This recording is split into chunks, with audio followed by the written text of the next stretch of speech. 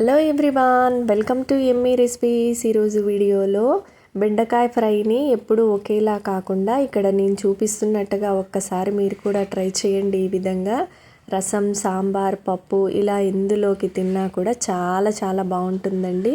ఈ బెండకాయ ఫ్రైని చేసుకోవడం కూడా చాలా ఈజీ, చాలా టేస్టీగా ఉంటుంది. మీరు ఒకసారి ఈ విధంగా ట్రై చేయండి. ఈ టేస్టీ అయిన బెండకాయ ఫ్రైని ఎలా చేసుకోవాలో చూసేద్దాం రండి.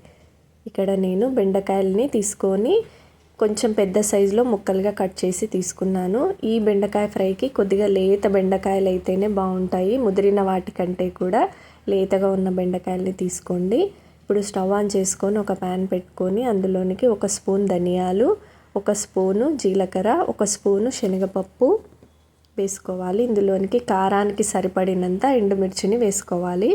వేసుకొని అన్నింటిని ఒకసారి మంచిగా ఒక 2 నిమిషాలు ఫ్రై చేసుకోవాలి. కొద్దిగా కలర్ చేంజ్ అయ్యి బాగా వేగేంత వరకు ఫ్రై చేసుకొని వీటిని ఇప్పుడు ఒక ప్లేట్లోనికి తీసుకొని పూర్తిగా చల్లారనివ్వాలి.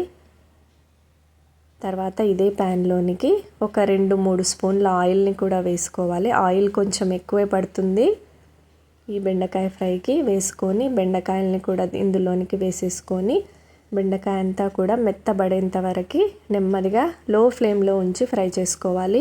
ఇక్కడ బెండకాయలు ఫ్రై అయ్యేలోపు వేయించుకున్న మసాలానంతా కూడా మిక్సీ జార్లోనికి వేసేసుకొని పొడిలా ఒకసారి గ్రైండ్ చేసుకోవాలి.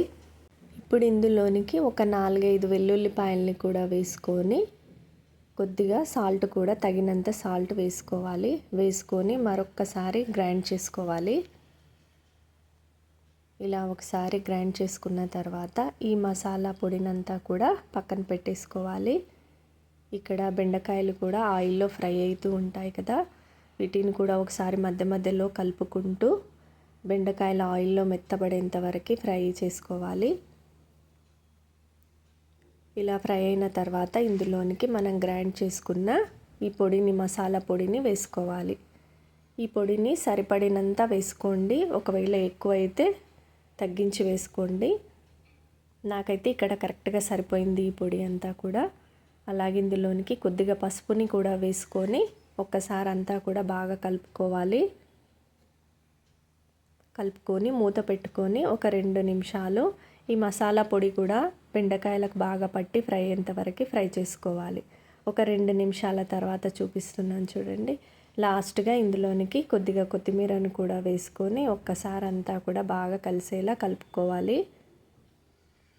ఇలా కలుపుకున్న తర్వాత స్టవ్ ఆఫ్ చేసేసుకున్నామంటే ఎంతో సింపుల్గా టేస్టీగా బెండకాయ ఫ్రై రెడీ అండి. చాలా చాలా బాగుంటుంది. ఎందులోకి తిన్నా కూడా మీరు ఈ విధంగా ఒకసారి ట్రై చేయండి. మరి ఎలా వచ్చిందో కామెంట్ చేయండి. టేస్ట్ అయితే అద్భుతంగా ఉందండి ఈ బెండకాయ ఫ్రై. వీడియో కనుక నచ్చినట్టయితే please like, share and subscribe. Thanks for watching.